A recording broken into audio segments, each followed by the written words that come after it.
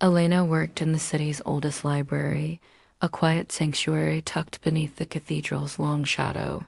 Her days were a peaceful rhythm of cataloging rare manuscripts, carefully restoring brittle pages, and most importantly, keeping the silence.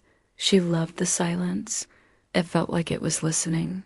One rainy evening, long after the last patron had departed, she stumbled upon a book that wasn't in any catalog. It was bound in plain black leather, with no title, no markings. Curiosity, a librarian's constant companion, urged her to open it. Inside, the pages were filled with names, dates, and peculiar annotations and looping. Elegant handwriting, inked in a deep, unsettling red. The script itself seemed almost alive, writhing on the page. Her heart skipped a beat as she flipped through the entries, an alphabetical list of lives. She found her own name, Elena Morel. Her birth date was there, perfectly correct. Beside it, the death date was starkly, ominously blank. A nervous laugh escaped her lips, echoing in the vast, empty hall. It was just a silly prank, she told herself, snapping the book shut and trying to dismiss the cold dread that was creeping up her spine. That night, her sleep was anything but restful. She dreamed of a woman draped in crimson robes, her face obscured by shadows. The woman spoke in a language Elena had never heard, yet every word resonated deep within her, a strange and forgotten lullaby.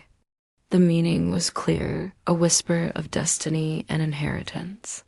The next morning, the black book was gone from her desk. In its place lay a single folded note. The same elegant red ink script read, "You've been chosen, the blood remembers." Elena's skin felt colder than the morning air.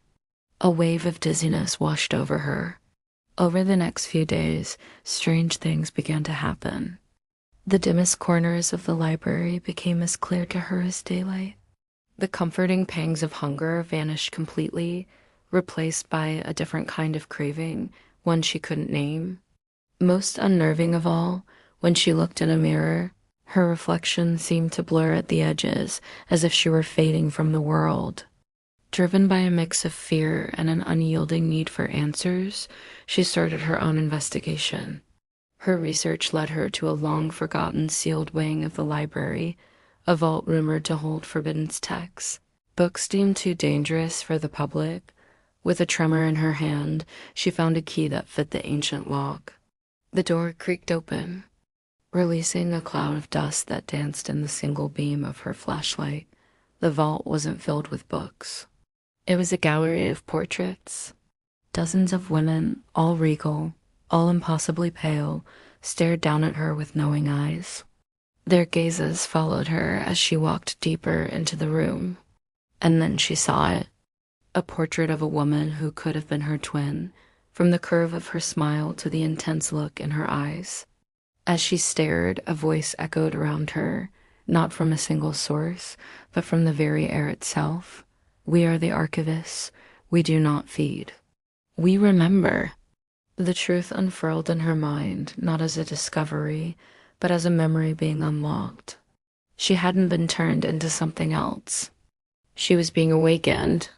She was the latest in a long, unbroken lineage of blood-bound women whose purpose was to preserve history, but not in ink and on paper. They preserved it in their very flesh. Every secret, every joy, every sorrow of humanity stored and protected within their veins. She didn't need food to survive. She needed stories.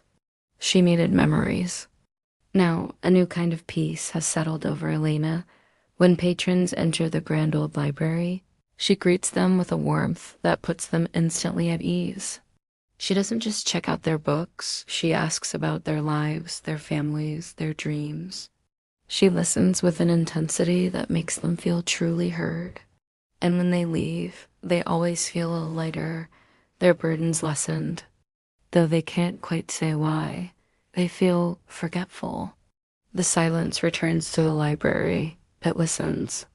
And in a new black leather book, Elena writes, "Thank you so much for watching.